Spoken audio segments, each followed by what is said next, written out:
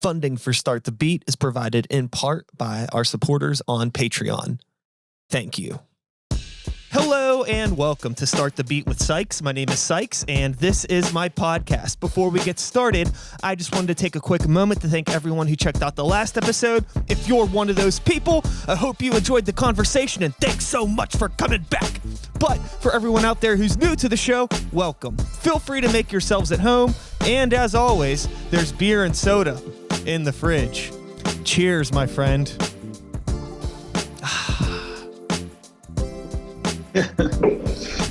So I am sitting here today on the internet with world-renowned, one and only, infamous, dastardly, André Costello. Make some noise for the internet. The people of the internet are happy that you're here. I'm even happier that you're here. What are you doing here?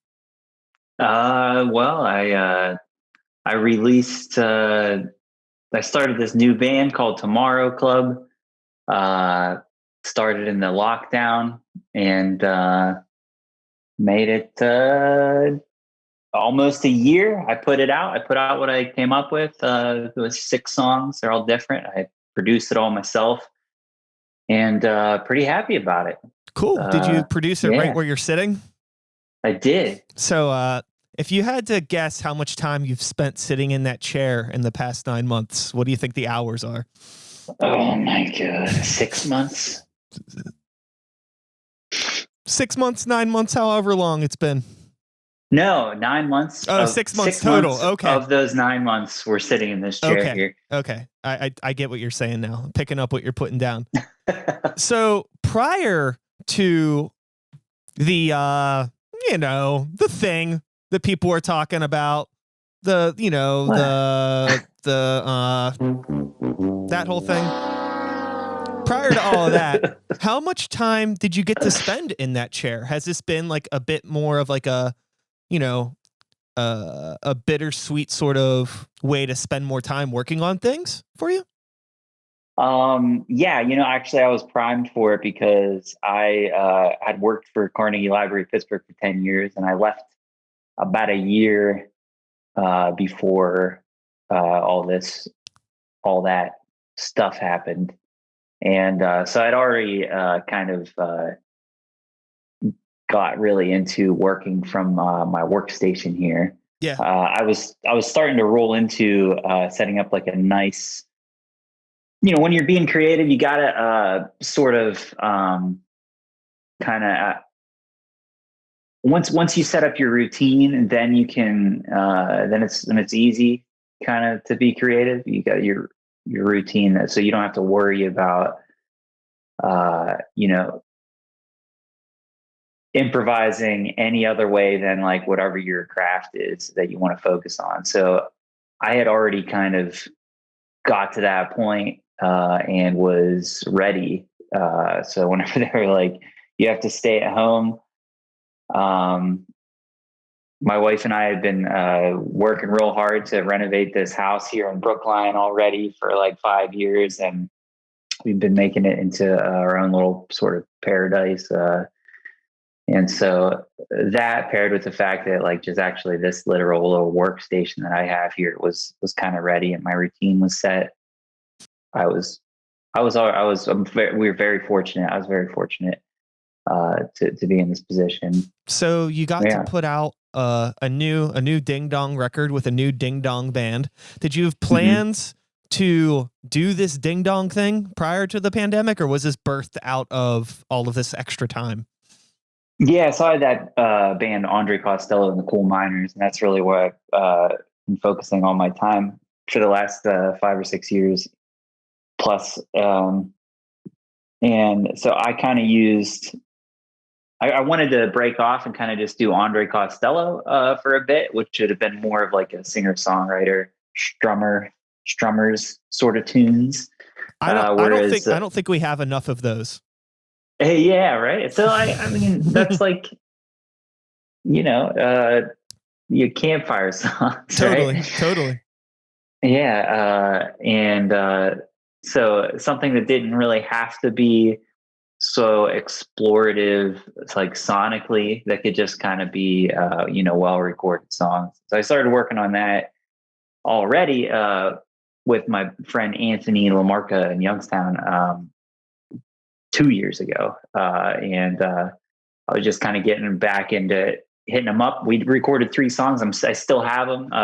They're going to be called André Costello. And I've been sitting on those, and I'm going to wait even longer. But I was prepared to do that, to start putting that out, and to maybe work on more songs with Anthony. And then also we've been working on the third LP from Costello and the Coal Miners for a couple of years now. And so that one is just kind of, that's the slow burner that's been based in for a while. So that's going to be pretty big production when it comes out. And so I'm still working on that, but I get antsy, and I'm so happy that I've like kind of niched out this outlet to just keep active on my own, and not really have to rely on anybody but myself. So it's sort of a practice in that. Totally. I feel as though you may have a similar quality that I have, where I want to work nonstop on things. And the only reason I'm in as many musical projects as I am in is because there's always roadblocks that aren't my fault, and I also have no control over. So it's like, Yeah, man. you might have to wait a couple weeks to work on something for one project because like somebody else has something going on or whatever, things are out of our control. We're all adults. None of us are getting any younger. So you kind of have to forgive these things. It's like an unfortunate side effect of aging and still wanting to be creative, right? But like we, for whatever reason, can still keep going. So it's like, well, in these 2 weeks, I'm going to record 3 songs that I didn't really need to, but I need to do something. Absolutely, Brian. That's like, oh my God, that's he spoke to my soul right there.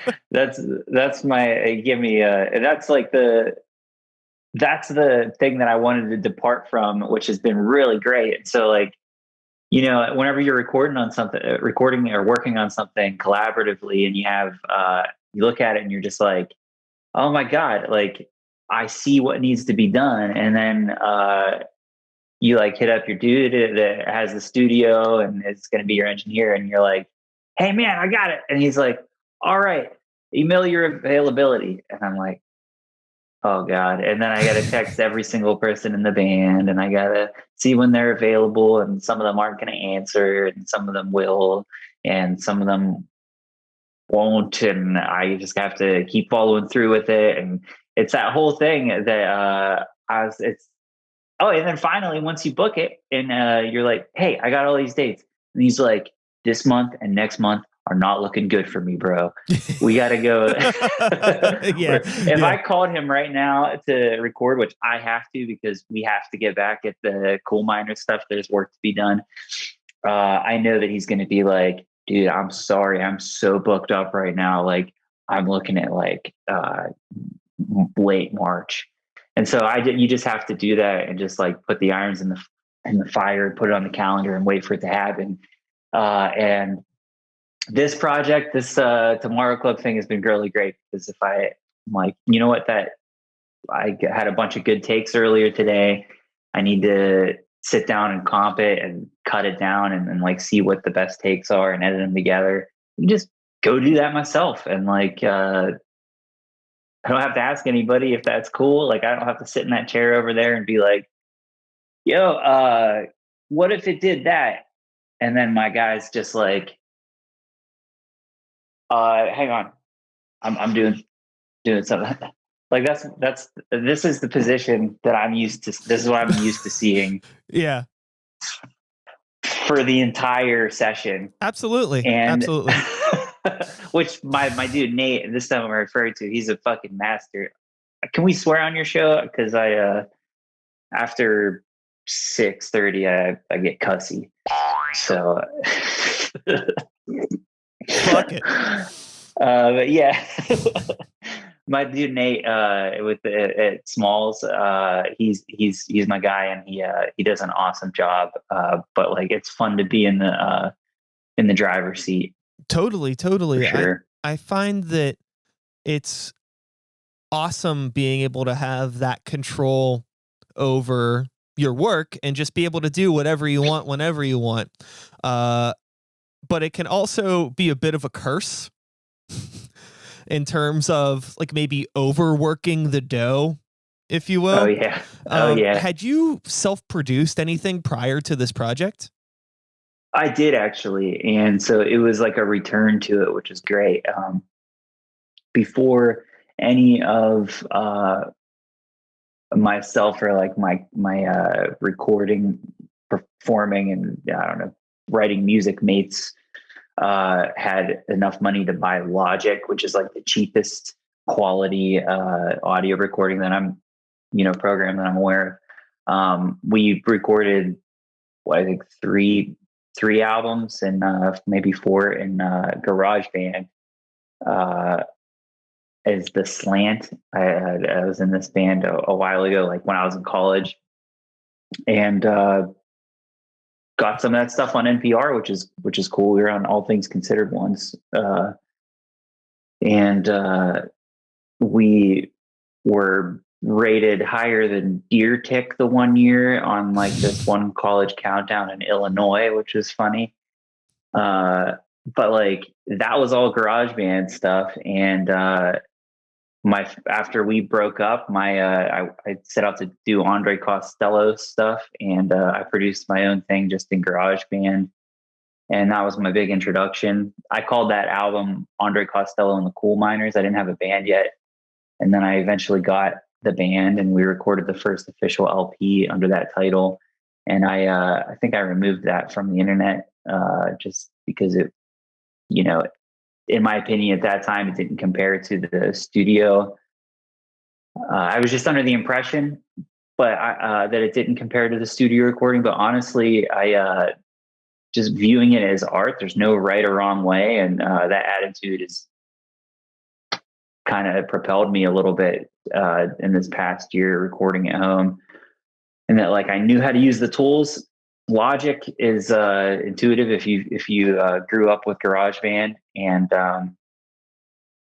I just had a blast getting back to how I started doing everything. So like my brain's already kind of works that way from the get-go, and so it's cool to sort of be the master of it the whole time. Absolutely. So getting back to the start, when did you first pick up a guitar? Oh boy. My buddy, my brother's buddy, Jason Fodia had, his dad had I think an old Alvarez, and our buddy's dad played. And then, so Jason started strumming, and like, he's really naturally just a really gifted kid. And then I asked for a guitar and for Christmas, and my brother Nick got one first, and then I went and told my mom, look, I really want a guitar though. And then so she got me this like blue Carrera. I think it costed $130 from Brighton Music Center, New Brighton. And it was electric, which electrics are supposed to be easier to play, but this guitar was not easy to play. This guitar was a giant pile of garbage. It was like the entire thing. Maybe even the fretboard was painted blue. And that's how I started. I think I downloaded a tab for Old Man by Neil Young, and I learned it in reverse, like with the pick guard separate, like flipped. And it sounded terrible. I showed my friend that, and he was like, no. And so that really wasn't my first song, but my first song was Love is a Rose by Neil Young, which is 3 chords, A, D, and E.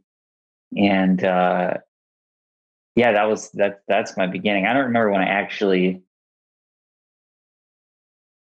got it the first time. I think, what was the question? Was like when I started playing? Just when you first picked up a guitar. You answered the question beautifully. Yeah, so picked it up, and then also when I kind of started learning how. Yeah, so the first couple songs that you learned to play were Neil Young songs. So you had some sort of music entering your life in some capacity. I don't feel like kids that don't grow up listening to music for some reason aren't going to be like, oh, Neil Young's my first choice. All right. So Yeah, what was like your music intake like? Was there music in the family or just in friends and school, blah, blah, blah? Yeah, my dad, he had a really nice, still has a pretty, I have his vinyl collection now, but he had a really great vinyl collection, and like as a kid falling asleep on the couch, watching TV, they just let me just kind of sleep there for the night. I remember waking up to my dad just putting on like old Genesis really loud, or Pink Floyd. Cool. And so like it was always like a sort of early prog stuff like that. And and then also being that I grew up in Elwood City, that was out. It's like kind of a dead zone once you get past like Zelienople. For some reason, like none of the community broadcast stuff gets out that far. So all I had was the X and DVE and a couple of Youngstown stations, and which DVE like was like rock and roll 101 for me, and then the X kind of showed me what not to do, because they just kind of exploited depression. It was all stuff that came after Nirvana and Pearl Jam, and just once Linkin Park hit, I was just like, no, man, like, I mean, these are some catchy earworms, but like this shit's just capitalizing on like fucking teenage depressive tendencies and like suicidal tendencies and Stained and all that fucking shit. Like, I'm sorry, but like they're just nurturing like a really like dark tendency a little bit too much in a dishonest way, in my opinion. And so like I like, that's what I kind of got from my exposure with those two big stations. Every once in a while I heard a fucking White Stripes song two in a row on playing from the Youngstown station. It blew my mind. I was like, oh my God, the White Stripes are on, like, who is this? Like, I can't believe they're on the radio right now. And yeah. So I didn't get it. So that was my big introduction. Well, like a classic rock. It was, you're doing so good at this Ding Dong podcast that you actually answered a question I was going to ask you without me having to fucking ask you it. Because I assume that we're around the same age. I'm 35. Are you in your 30s, somewhere around there? I think I'm 33. 33. You think? I Congrats. I might be 30. I might be 34. I have the birthday party, and I don't think about it until the next year. Fair enough. All good. Yeah. But we're the same age, which means we grew up around the same time with the same music and all of this stuff. And you mentioned, picking up a guitar and wanting to play Neil Young songs. Then you mentioned your dad having like, the prog and all this stuff. So my next question was naturally going to be, being a teenager in the time that we were teenagers, how did you or did you not adapt to what was popular in rock culture of the time? Because it was very different, and simply you just didn't, or you just gravitated towards more of like the White Stripes and all of that, like Michigan stuff, the garage stuff. Yeah.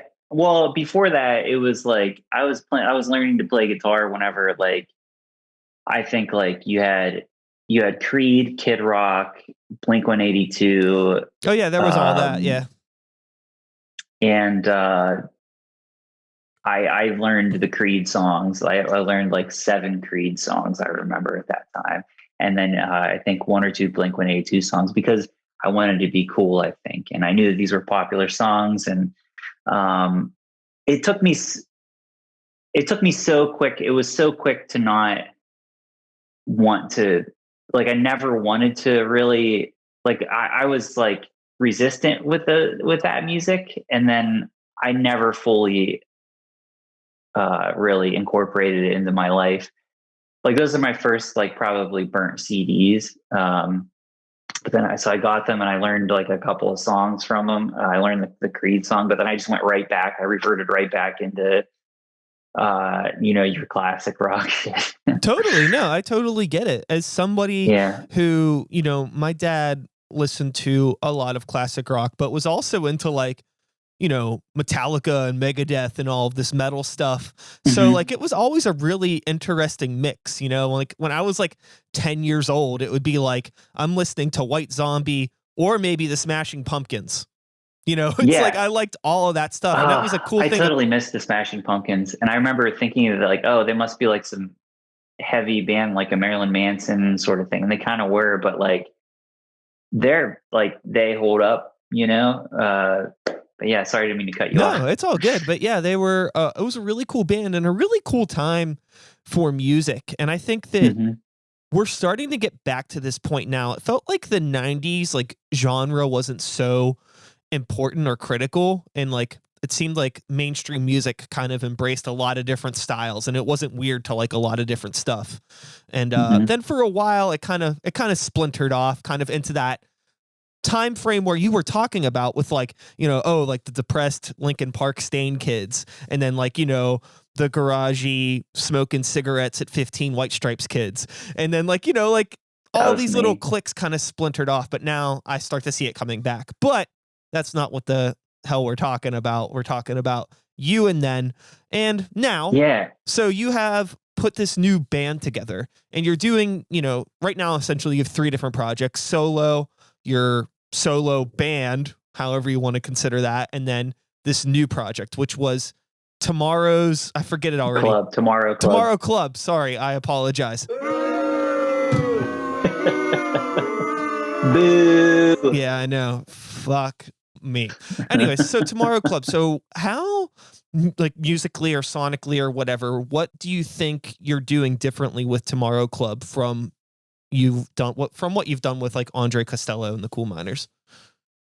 With André Costello and the Cool Miners, everything has to sort of pass through the filter of the players of the band. There is a point with the beginning of our second record, the Resident Frequencies, where I started kind of like driving it and kind of being a little more specific with what I wanted, and like kind of halfway through that record, started really getting into a method. I just really started just like kind of letting my players do what they do, and that's kind of starting to happen here on the newer album, where if I have a part that I need in there, like if I know that there's a melody that needs to happen on the keyboard or something, I'm gonna play it, and I'm gonna have James do it because he plays the keys, or a guitar part, I'm gonna tell Rich to do it. But outside of that, whenever that's not there, there's just like this sort of comfort in knowing that like what they come up with is going to be probably, Yeah, great. I relate with that 110%. And my one project, which is now called Normal Creatures, we used to play under Sykes and the New Violence, but it would be like me writing all of these songs and like, hey, learn this stuff and you could change it a bit. But like, it took me a couple albums to kind of let go with that and like realize it's like, I have these people around because they're good at what they do. And like, I can't really pay these people anything, so I can at least let them write parts and be a part of this fucking thing, right? Like, I should trust them and relinquish control. It makes songwriting a lot better too, to kind of like leave that space out, because it's like, oh, like I kind of have an idea of what, the bass line in here could be, but let's just leave it raw and just see what they come up with. Cause it's like, most of the time it's like, I wouldn't even have thought of that because we're two different players. So awesome. Right. You know what I really like is the efficiency of it. And I like practicing and I like figuring things out. But there's a point where you're at rehearsal and you're like, okay, you're figuring it out. And then you're like, we got it. And you go home, you come back, and then you figure it out and you're figuring it out. And you're like, wait a second, we learned how to play this last week. Like we found a version or a way to play this that works. Like, why are we still figuring shit out? And like, that's something that like I have to be like the drill sergeant and I have to record it and I have to be like, these are your parts now. You must play them this way. Yeah. Yeah. Because I'm not going to let these songs just morph and like continue to change. And so that's why I love to like kind of just get it recorded and just be like, this is how it goes. And if it changes a little bit, if the vibe switches a little bit, like the Grateful Dead, that like over their career, they play the same songs again and again and again. That like, their songs took on new lives of their own as they went along.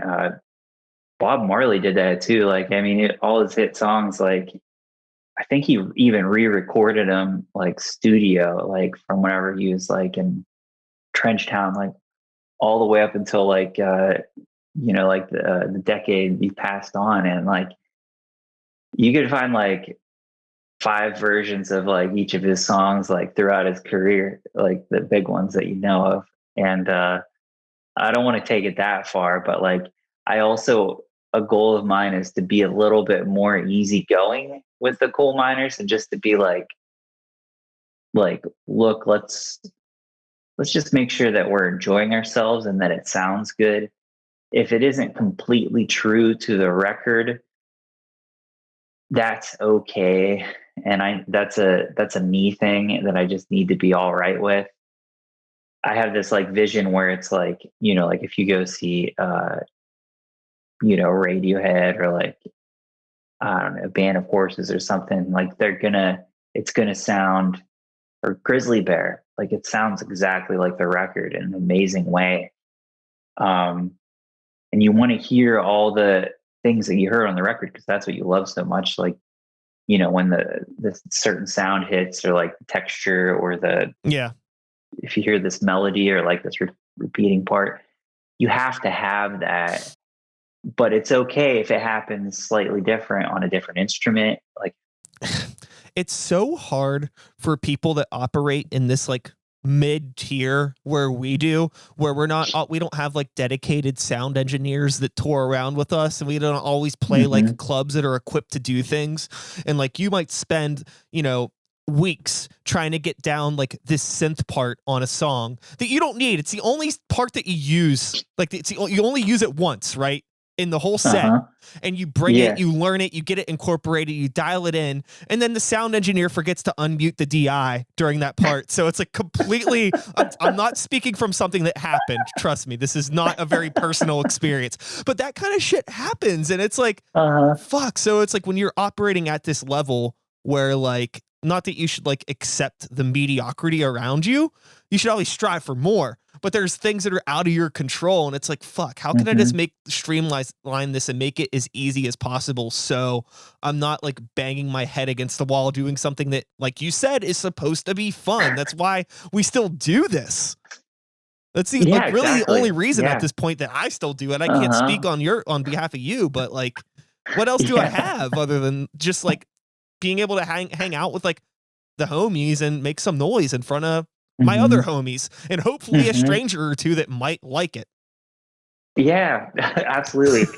Something that I've kind of honed on with this project is as I just kind of get to be gradually better at writing songs and coming up with these like whole arrangements and everything, is that you want it to be creative and an artistic expression, and you also want people to enjoy it. And that's a thing that I continue to learn, because whenever I was with my other band and in the past, like being a college student in art school, if it's inaccessible, like you might think that makes it good, but like truth is that doesn't make it good. And so making it a little bit, like listenable. I think the ideal is if you can make it like very listenable, but then also very creative and expressive and interesting. There's this fine line that we walk as creators where like the song that you're writing, that you're performing, it's like you having a conversation with the listener. And Mm-hmm. but the listener doesn't have to be engaging in this conversation with you. So there needs to be something unique about the conversation to make them want to listen to you talking to them, right? But Right. it's really easy sometimes to confuse that like uniqueness with like trying to do something too different that, as you said, can be too unaccessible. So it's like we need to be unique enough, but we need to be like speaking a language that the listener understands. Otherwise, it's just like, blubber blabble. And it confuses people, and some people might be Yeah. entertained by that, but for the most part, yeah, they just they want to. There's like an unspoken connection that happens, and that's like the magic of music or art in general, even just like visual art. Like some people can go to a museum and look at like a painting that has a small purple square on it and be like, "This is nonsense," and then there's like other people could be like, "Whoa!" Like they see something that another person doesn't. It's all just like grabbing and making like your synapses fire in a way that makes you suddenly you take it and you identify with it, and then you're invested, and because you feel like on some level you understand it, and uh, that's only communicated through language. If it's verbal, nonverbal, so visual or auditory. I don't work in smell yet, but sure. You could make your live experience like you're like at Disney and like pump out certain smells in certain areas of the park. That's a great idea. It's really just a smell of weed and body odor. Totally. That's it. It's like and like so the task of the artist is to take to speak in some kind of language that can be understood, and so it can be done through patterns and chord progressions and textures and sounds that just like feel like they're connecting with you because you might feel like you know them already. I feel like the biggest struggle that I've had throughout my entire time creating music in my life is fighting the selfishness, because I know that like somewhere in there's this, unique voice that is only going to come out if I embrace my selfishness a little bit.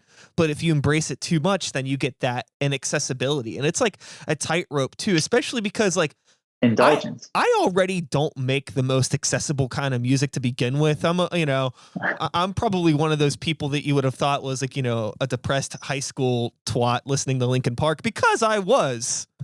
And I probably still am that guy.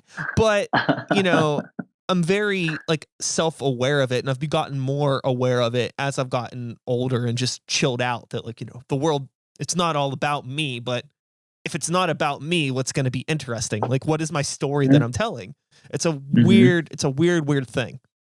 I mean, Linkin Park, to be fair, was actually very groundbreaking, and they were very forward thinking. They were like, kind of undersung for that. I think their popularity and the general tone of their music is a turn off for many, but I think that they're actually very exploratory. And there was a dude that played samples in that band, and I remember seeing that and being like, "Whoa, that's a cool thing for a rock band to do, especially an alt rock band." So I'm curious now, because I mentioned before, just like growing up, kind of, and like changing the way that I view myself as an artist and the way that I approach writing things with, tackling my selfishness and all of this stuff. Like just the growing up, naturally you change, but growing up as an artist, I feel like you change in the ways that you start to digest other styles of music or art and things like that. And maybe you start to appreciate things that you didn't appreciate when you were younger. And then vice versa. Maybe you learn to like not like things that you thought were super cool when you were a kid. So like with you, is there anything that you maybe grew to appreciate over the years of just being a songwriter and playing music? like learning how it all works? Music from the 80s. Like new wave type stuff, like synthy stuff? Yeah, like Morrissey Okay. and Pixies weren't very 80s. You know, they're I get what you're saying. I mean, they were, but they so like more like the post-punk and all that sort of stuff. Yeah, like my buddies and I that like grew up with you know, burn runs and listening to DVE, we all like, you know, had this allegiance to classic rock and that aesthetic.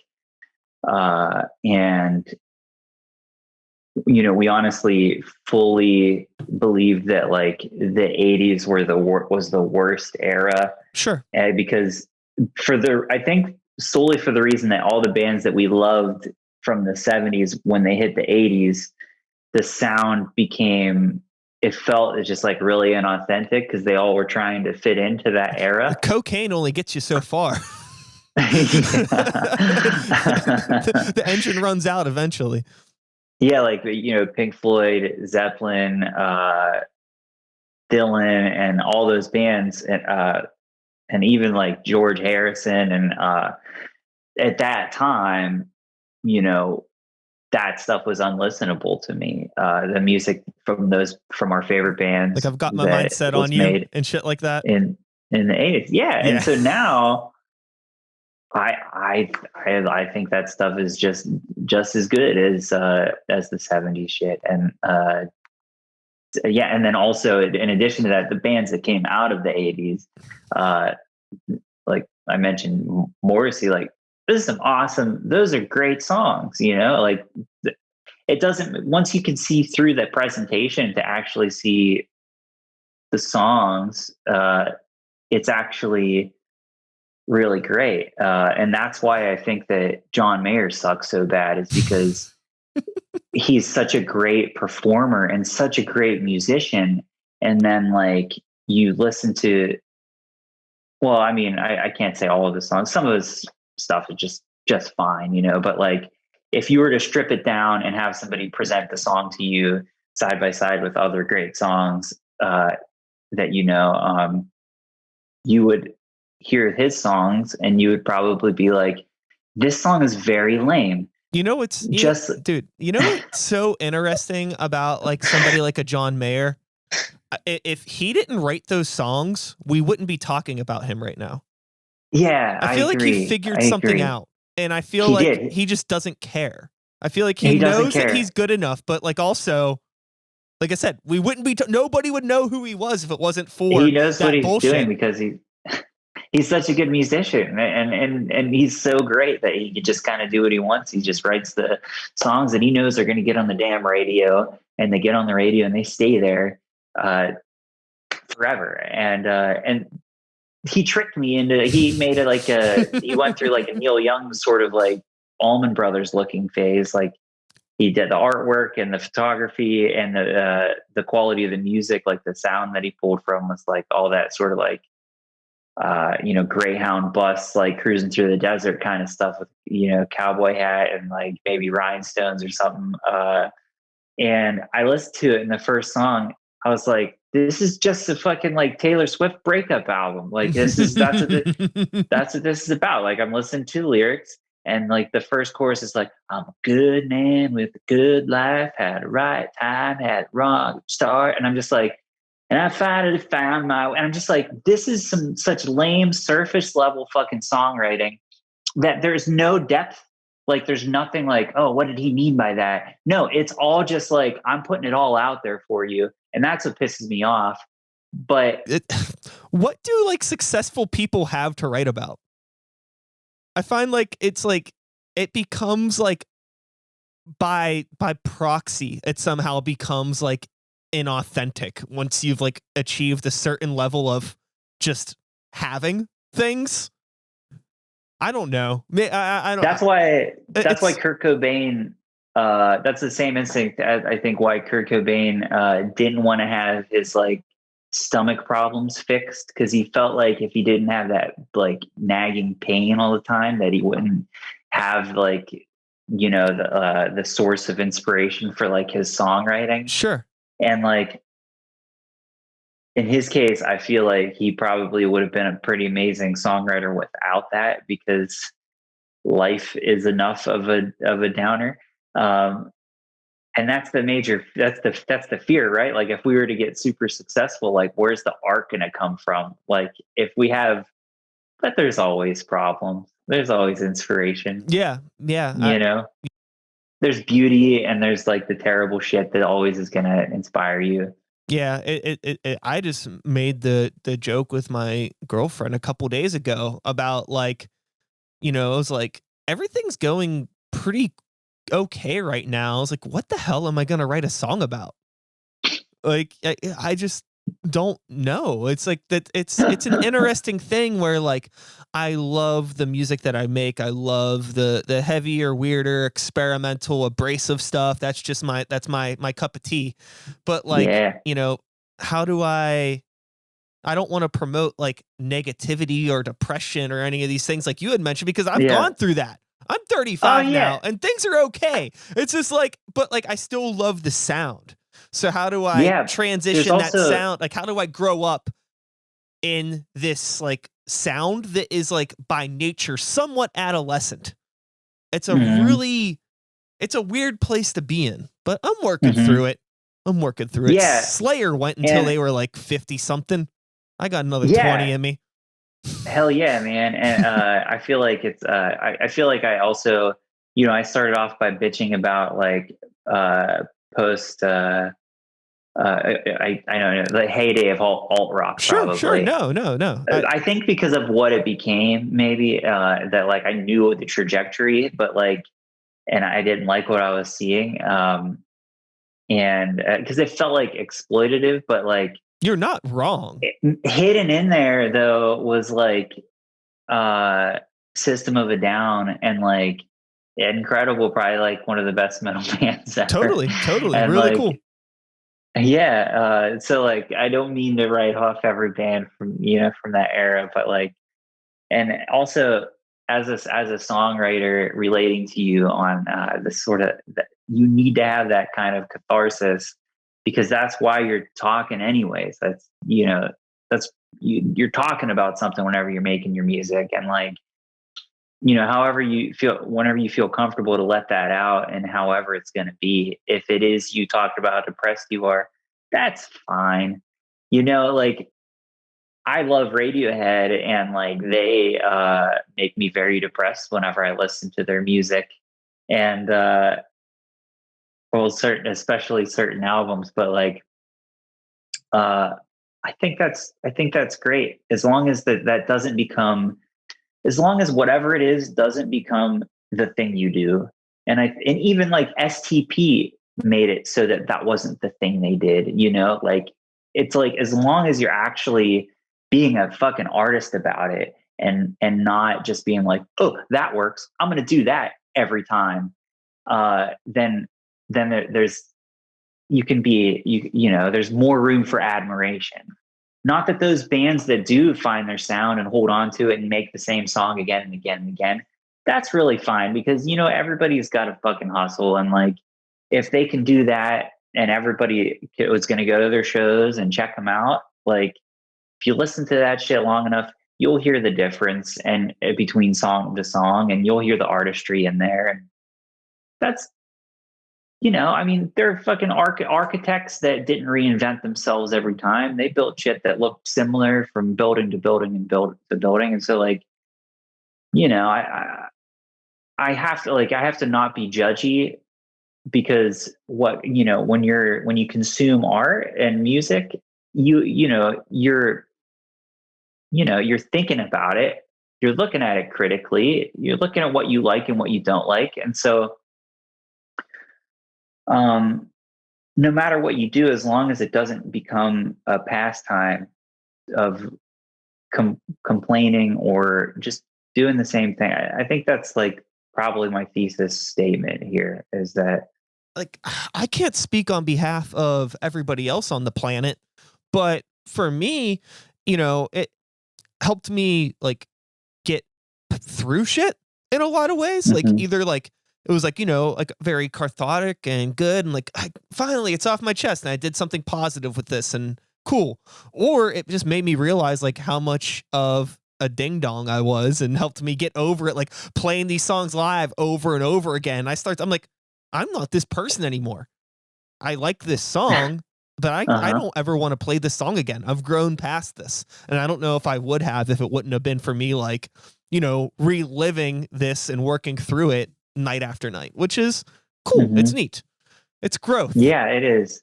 I remember Pearl Jam had that song Alive, and that, like, I remember him talking about how Eddie Vedder talking about how it lost its original meaning, but then it took on like a kind of a new meaning, thankfully, as he went. And so you change. I mean, every 7 years, I think your body is like completely renewed. You know, like every cell in your body is replaced and regenerated. And so like the literal matter that you were composed of 7 years ago is gone, and you are we're new. Almost, and we're almost like roller coasters. Every little piece gets replaced throughout the time. Oh, that's wonderful. I love amusement parks. Me too. Do you know Conneaut Lake Park? Are you aware of this place? Yeah, I've been there.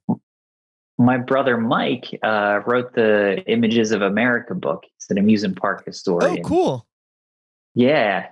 Super cool. So I have a big affinity for amusement parks. Yeah, dude. And the history of them and the culture. I love amusement parks. I was actually right before so a lot of cool things came from the lockdown for me, being able to put a lot of time into the podcast and my other bands and things like that. But I did have one project that get totally derailed, and I'm working on, I want to start a weekly podcast that's all about the history of Kennywood.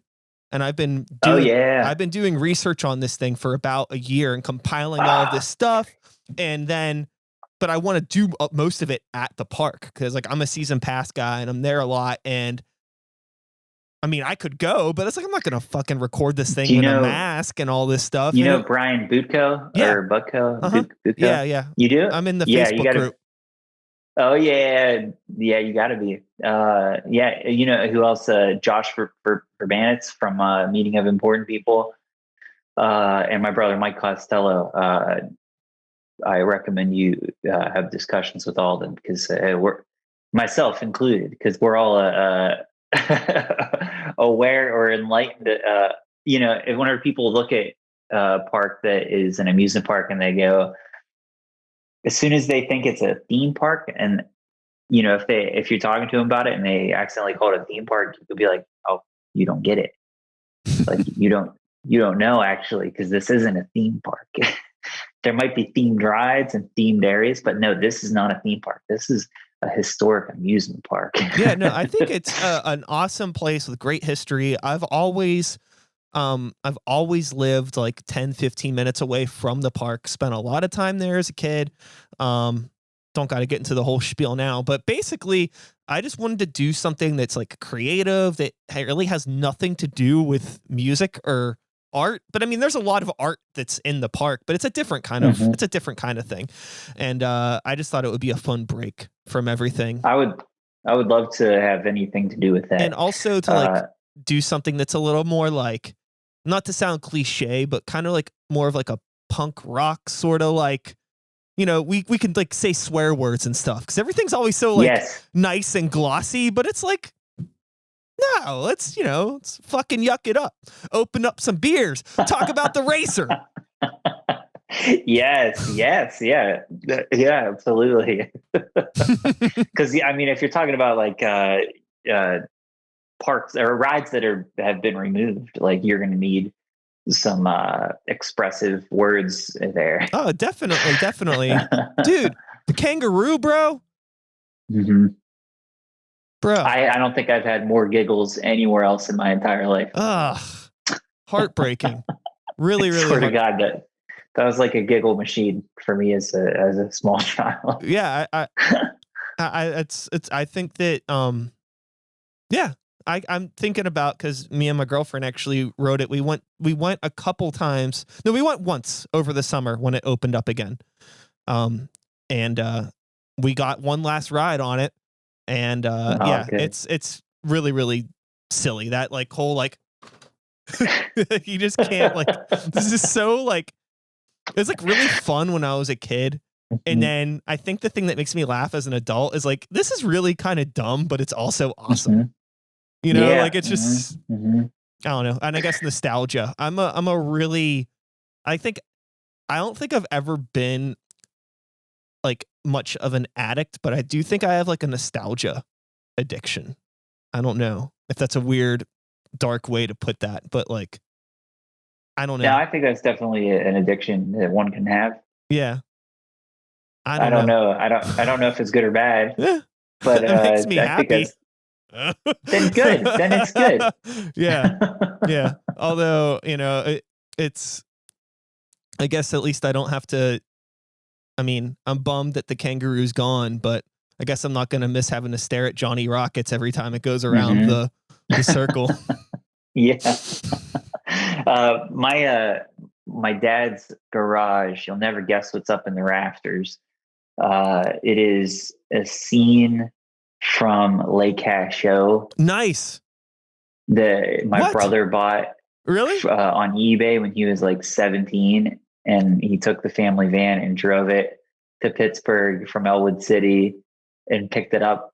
And yeah, it's this like 8-foot tall, like Prince looking, blacklight painted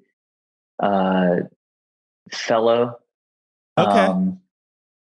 It's got like yellow like curls. You know, I think that has your brother posted photos of this in the Facebook group?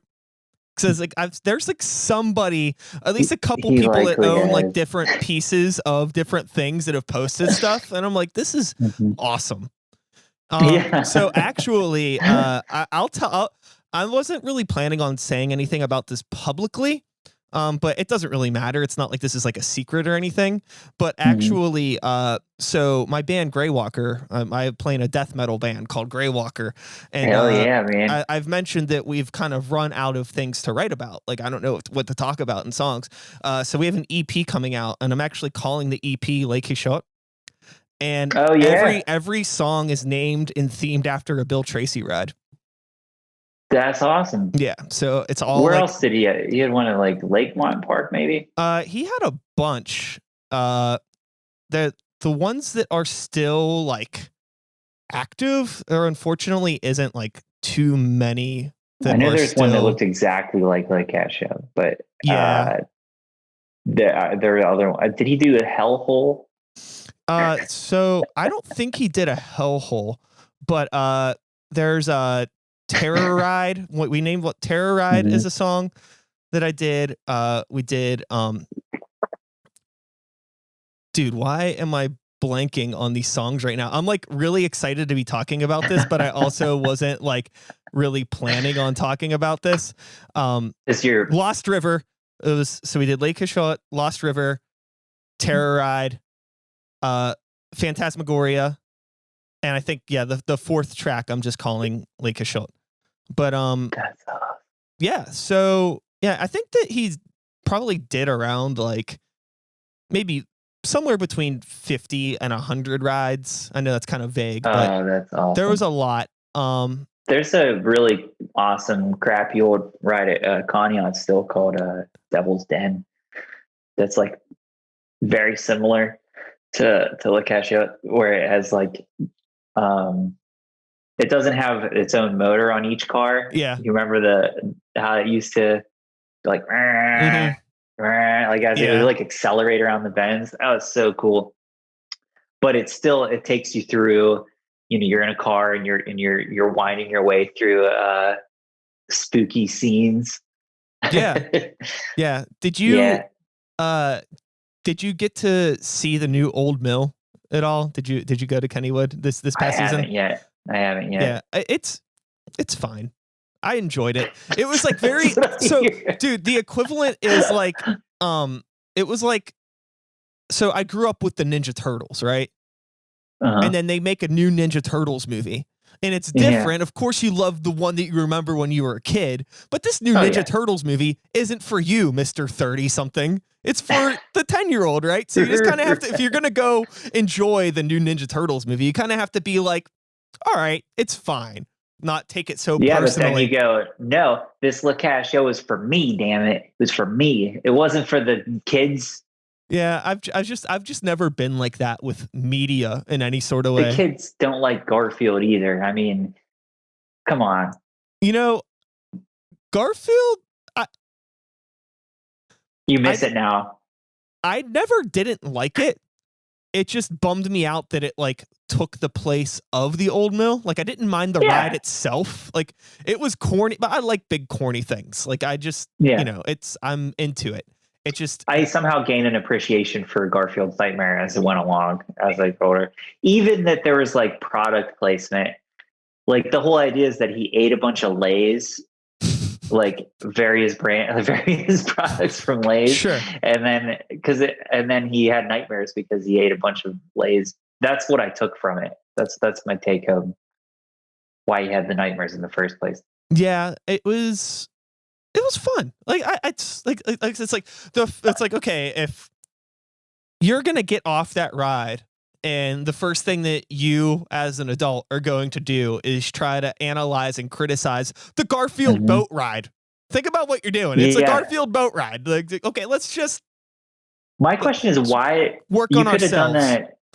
They could have done that anywhere. Like it didn't have to be on a historic boat ride. You know what I mean? Like the water and then being in a boat it didn't help. It didn't do anything. Like you should be on the river Styx or something. Like not like just in having a cat's dreams sequence. I think that Garfield's Nightmare was technically the longest theming in that building. I don't think anything else was ever in there that long. No way. Yeah. That's wild. Because you had, you know, before it was the old mill, but before that they had like the Haunted Harold's hilarious, horrendous hidden highway, whatever it was. And then before that it was the old mill, but then before that they had I can't remember. There was a couple other themes to it. Like it wasn't always the old mill. And they changed the theming out like pretty much every 10 years. And it was like Garfield's Nightmare for like 20. So, which is wild. That's crazy. A quick 20 years. Didn't really feel like it, but yeah, that was like, close to 20 anyways. That's so yeah. Insane. Yeah. I think it was just one of those things where it always rotated so much, but you know, when you're young, you know what I mean? We have 3 decades to remember it. So we had 1 decade of it as the old mill and then 2 decades of our lives with it as Garfield's Nightmare. So, and time moved differently then too. Yeah. Totally. Like 10 years, like as a kid, like your first 10 years are equivalent to like 20 years after you're 10. You know, like it's like you don't have the perspective to know what a year is. So you like, it takes a long time to get through those 10 years. So it feels like so much longer. That's crazy. Bringing it back around to music and time.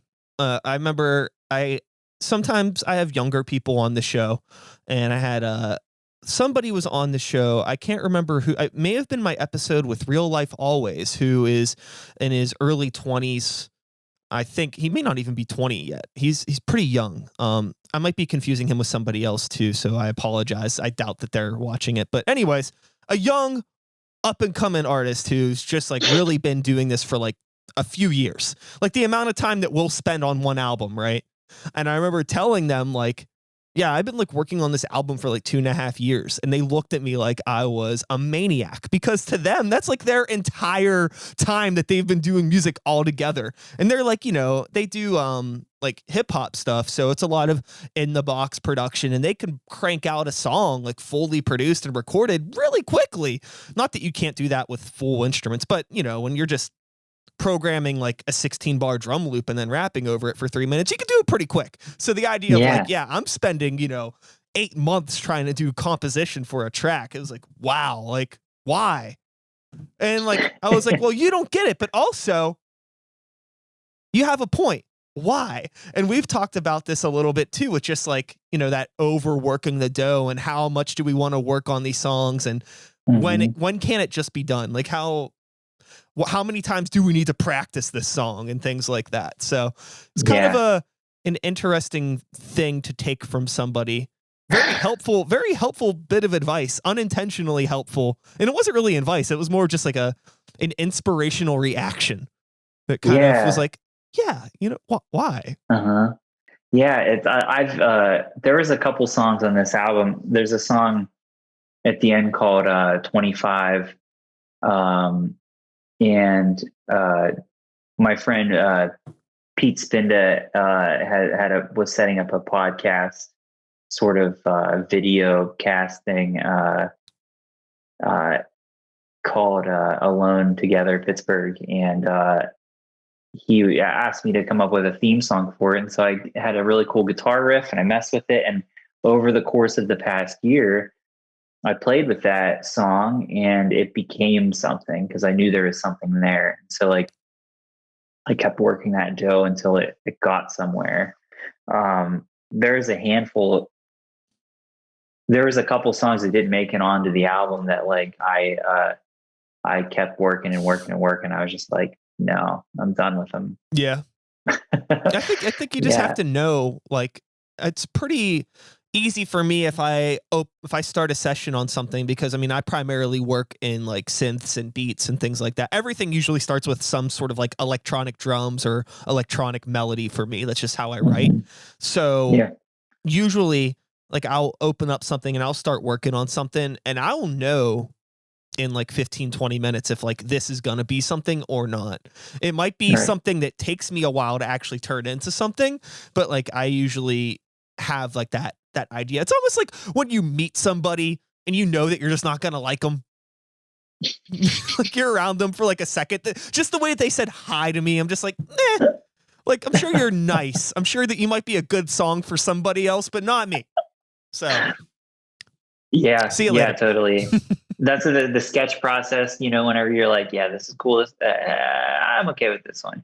I'm going to move on. But there's a point after you've worked on it so long that you can still make that where you're just like, yeah, I think I'm done with this one forever. But then there's other ones where, because it's not, the excitement's not there, but then there's other ones where whenever you, are like, okay, well, I'm done with this one now and it's not sparking now. So if I sit this here and just kind of don't forget about it, at least it's documented.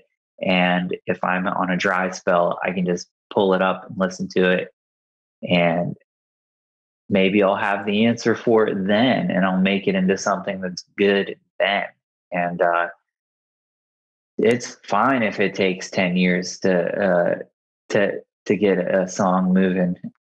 It's I have ones that stretch, deep into my past. To keep the conversation on topic, there's a Linkin Park song on their second album, Meteora, called Breaking the Habit, and it took them almost 10 years to write that song. Because really? That's like awesome. Trying to find like the right words and the right way to get this idea across that they had. It took them a really, really long time to get that song done.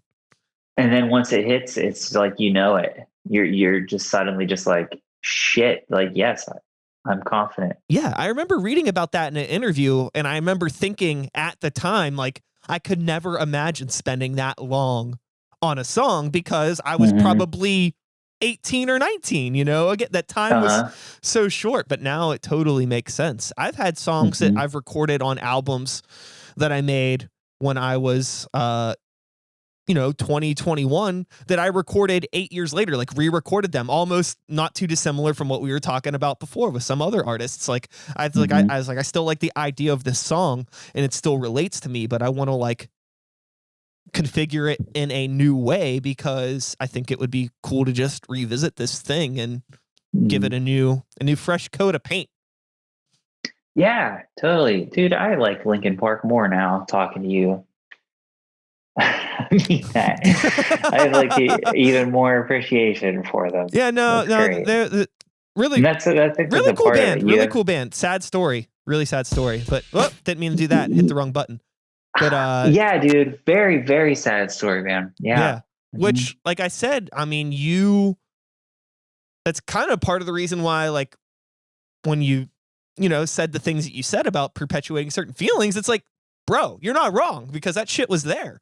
But it being there was like an unfortunate part of what maybe made the music and the song so great, because it was coming from this place. But it's like, shit, hate to see it. I don't know. Yeah. It's a strange thing. It's a strange thing how pain can bring some real beauty into the world. I don't know.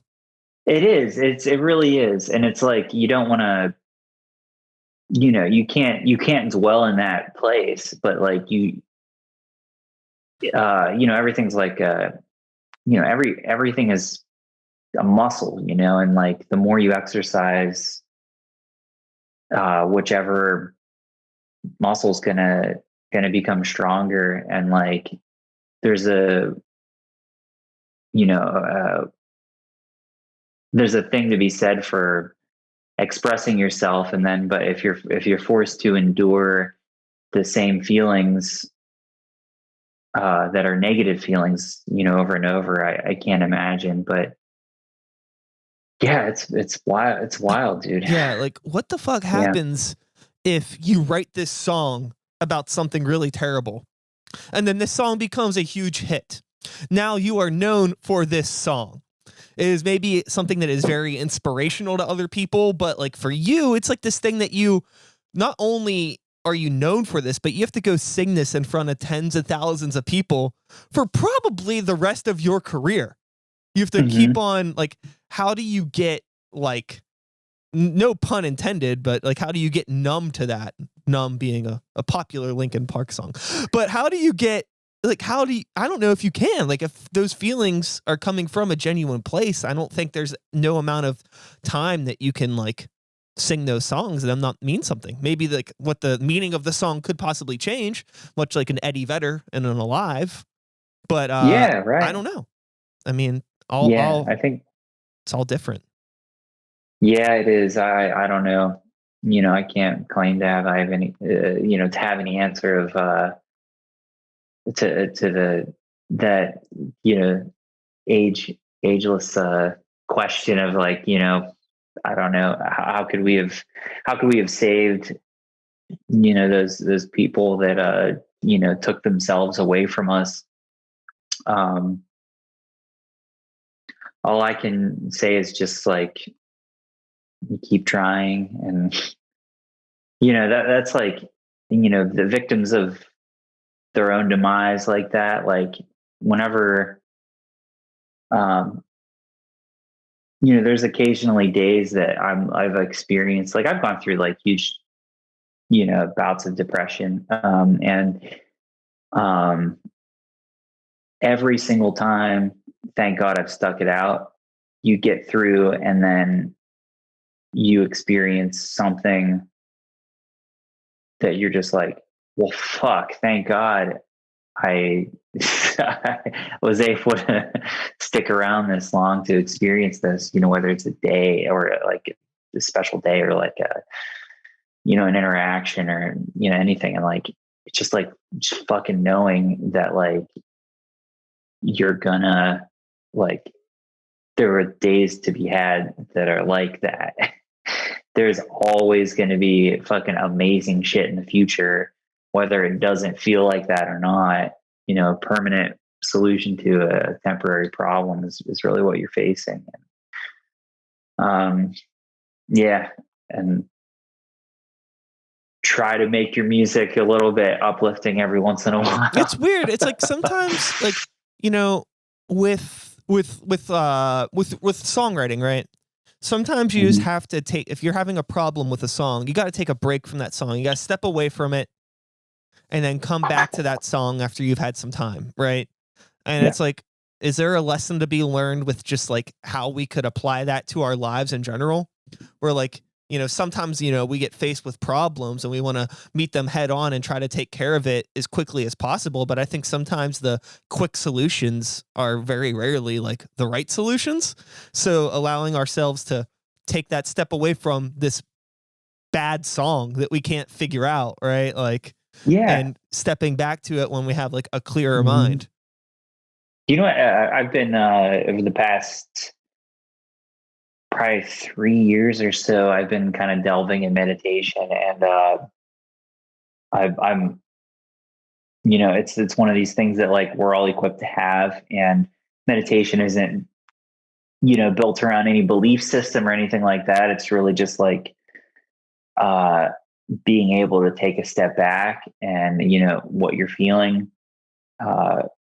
to just be able to look at that as, this is something I'm feeling right now. Like it isn't all there is. It isn't like the whole reality of everything that is going to be. It's just how I'm feeling right now. And so it's really just practice. Meditation is really just practicing, like muting that voice, and it's practice of just like, I'm not doing anything but existing, and I'm just breathing in and breathing out, and breathing in and breathing out.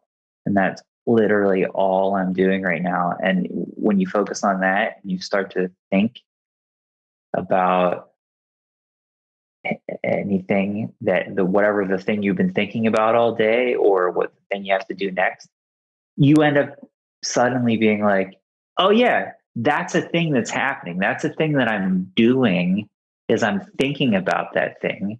And so you practice saying, no, I'm not going to think about that right now. Actually, I'm just going to keep focusing on existing. And then you practice thinking about it, and then you turn it off again. And like, it's, yeah. So I don't know if it's the best time to do it, but that's honestly how I fall asleep. I use that to fall asleep as well. Yeah, there's nothing else. I used to be like a big, like something has to be on the TV, you know, very much child of the 90s, left to their own devices. Like, you know, if there isn't an Alice in Chains music video on, I can't fall asleep.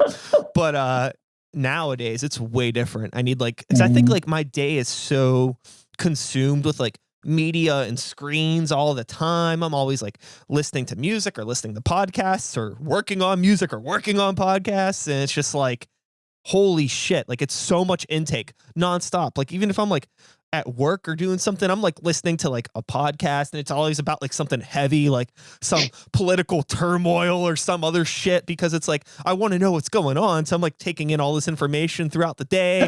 And then, you know, at the end of the night, I'm like, oh my God, like I have just absorbed way too much stuff. A lot of it cool, a lot of it terrible, but I need to know all of it. What do I do with this now? Okay, let me forget about it so I can fall asleep. And then we'll start over again tomorrow. Oh my God. Yeah. That's like this. I got into this really shitty cycle of drinking way too much and staying up like too late, and then smoking weed and getting overthinking. Okay. Getting into overthinking and just like, I don't know, just basically getting into a place where my mind would just start running as soon as I would, you know, lay down to go to sleep. And then I would be up not sleeping for like an hour or two, just like kind of just laying there. And that's, you know, how painful that is. And then, you know, just like accumulating that, sleeping in even actually. Yeah. So what I would do is I would sleep in the next day to recover from the missed sleep. And then I would force myself into a restlessness the following night. Yeah.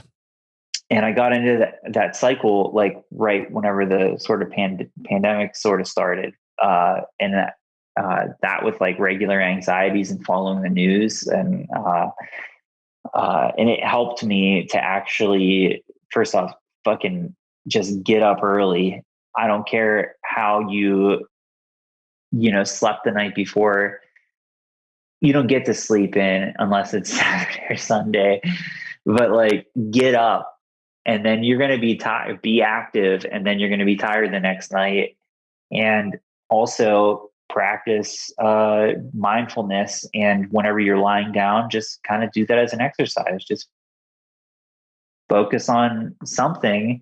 You have to focus on something. You have to use that energy somehow, and just focus on your breathing if that's what you got to do. Yeah, I hate sleeping in. I get like so like distraught if I like, you know, I wake up and there's that feeling, you know, as soon as it's like what, like you already know that it's like, you know, you've been asleep for 3 years somehow, and you're just like, oh no. Has it always been that way for you? No, I think that it's, I think as I've taken on more and more creative responsibilities, Uh-huh. I've started to find like a peace in getting up early. I like getting up and getting things done before I have to go to work or something like that. Like the whole idea of like get up and go to work right away is like miserable. I like, okay, let me get It up, is. have a meal, have a coffee, maybe answer some emails, maybe work on a song, like give myself 2 or 3 hours in the morning before I actually have to go into an office. It's hard, Wow. but you step in feeling so much better because I've already like, you know, if I don't do that, then all of a Yeah. sudden I'm distracted at work thinking about an email I didn't answer or a song apart. And I, you know, like, these things, just get them out of the So way true. so I Yeah. can get through my day easy and I just feel better. Like I'm not all tense and stiff and stressed out and grumpy at coworkers. Like, what's the matter, man? I'm just like, you don't understand. The groove on that drum part is still off and I can't figure it out. And that has nothing to do with this Oh man. shipping.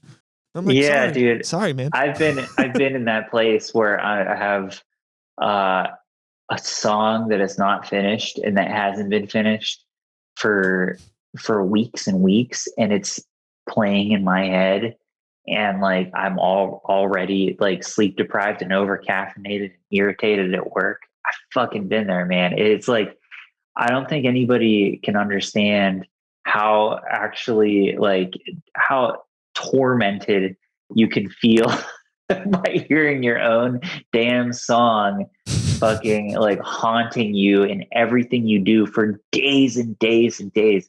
And then whenever I have a thing where if I go to bed after drinking, like if I've had too much to drink, I hit there'll be a melody or a part of a song, and that plays through the whole night until I wake up and I go, oh, I didn't sleep a bit. That song has just been looping, not even the whole song, just that one line. And that it's just like special kind of awful. I had this wild dream. This actually just happened last night, and you just reminded me of this. So I had this dream that I was watching the Ramones play, but they were playing a song that was not a Ramones song. It was just a song that does not exist, but it was so sick. And when I woke up, I was like, I can't remember that song, and I'm really mad that I can't remember that song because I just dreamed a really cool song, but I have no idea what it was. Not that I have any use for like a power pop punk sort of song, but hey, give it to somebody. This happened to me twice over the summer, and I woke up. I got out of bed while I was still very sleepy, and I walked here into the office and I knelt down and I picked up that guitar. Actually, I had an electric guitar hanging there, so it was much quieter. And I just got on my knees here, just picked up the guitar and just like kept my eyes shut because I didn't want to lose it. I tried to stay in that moment a lot. And I actually effectively saved two of my dream songs, at least the one melody part, and I got voice memos of it, and you can save those, Brian. You could get them if you can get the fuck up and get it down on a voice memo, hum it. Yeah, you're not wrong. You're not wrong. Because they're real and you wrote it. It'd be really And, funny if you played back one of those voice memos and it was just the Linkin Park song. That's what I do. That's what's going to happen now. I write Linkin Park songs. when I have guests over, they find me in the kitchen late at night. Andre, what are you doing? And I'm like, I hate everything about you. Yeah. Oh man. So, well, I think that now is as good of a time as any to wrap things up. We've been going for an hour and 20 minutes, my friend. 80 Oh my minutes. God, are you This is serious? almost a feature-length film. Holy hell. Yeah, time flies. Yeah. Yeah. So, thank you for coming by. Andre, one more time, promo the new stuff. Tell people where they can hear it. Although I think anybody that's listened to an hour and 20 minutes of us talking, hopefully they've already listened to your soft stuff because they're, friends or family or whatever. But let them know just in case they forgot. When does this album come out? Or when When's this podcast come out? Yeah. Hold on. I can let you know. I'll look up my little document here because I do have it. March 9th. March 9th. Okay. All right. You can find it on, band's called it's called YouTube, and you can find it on Tomorrow Club.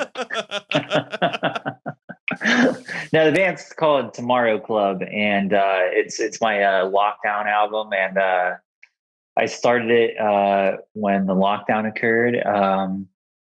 Song for song, they ended up being inspired by the lockdown, and I express a lot without being like seriously specific about the content of I'm not just sitting there like complaining about wearing a mask or anything. It kind of cycles through just I want to walk you through it, but you can do it by just listening to it. It's 6 songs and they're all different, and I did it all at home here, and it was a really great exercise in just like self-reliance and creative expression. And check it out. I think you might like it. Awesome. It's good stuff. Yeah, dude. You can check it on Bandcamp, Spotify, Apple Music, Amazon, pretty much I think everywhere you get music. Also, by now, by March, I'm putting a sweatshirt out there online. Excellent. Yeah. Hell yeah, dude. Hell yeah, cool dude. Sweatshirt, man, has a cat on it. Oh, wow. Yeah, it's an illustration. Yeah, it's pretty cool. Sweet. Brian, thanks so much for having me, man. This is a really cool conversation we had. I really enjoyed it. I did as well. Thank you. It was cool. It was cool to get to chat with you. Cool to get to like talk to you. I don't think we have ever met before. I know that we've definitely I've seen your band at like Deutschtown or Millvale or one of those things. Like we know a lot of the same people. So we've been around each other, but we've never, gotten to the point where we're talking about Bill Tracy rides. So I'm glad that we got there and figured all that out. You gotta do it, man. Hit me. Let me know what you're doing. Like, let me know how it's going. I will with that, because it's probably. I'd love to be a part of it. My bro would probably be a really good resource. I think he has every single postcard ever printed for Kennywood. Wow. I think he just like finished that off recently whenever I was in Florida with him a month ago. And and he knows a ton of people too. He's a part of NAFA, which is the National Amusement Park Historic Association. Super cool. It'd be good to have at least one conversation with somebody that knows what they're talking about, because I am a total nincompoop. I'm just some weird mall rat that liked going to Kennywood, but I figure it'll be a fresh perspective. Dude, you got to do it, man. I love the angle to like sort of like punk take on it, because everything is Rick Seebeck and very wholesome, but you can mix that because like fucking punks are wholesome too in their own weird way, like other like gritty people are like fucking sweethearts too. So like Yeah, do it, man. Yeah, that's my feeling. I'm gonna wait a little bit, start getting things a little bit more organized. I have a ton of ideas. It's just like I wanted to shoot in the park, but I didn't. I don't know when that's gonna happen. I don't want to wait for things to open back up because that could take forever, and it could be like a cool way to like enjoy. It's like, do I want to put out a podcast about a place where we can't go? Is it the wrong time? Is it a good time to do it? Don't worry about that shit. No, yeah. it's they're going to open, get your season pass, go there once a week, record whatever you're thinking about, just go on whatever ride you want to go on and talk about it and just follow that interest. I appreciate your enthusiasm. So maybe this summer 2021. Well, I guess spring technically. Yeah. Hell yeah, man. There's so many different rides.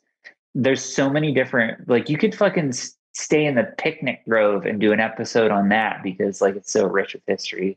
Like the arcade, the Penny Arcade, the Rattling Arcade is this album right here on my wall. That's the inspiration for the Rattling Arcade was the Penny Arcade there next to the Jackrabbit. Huh. Wow. Look at us. Kindred spirits.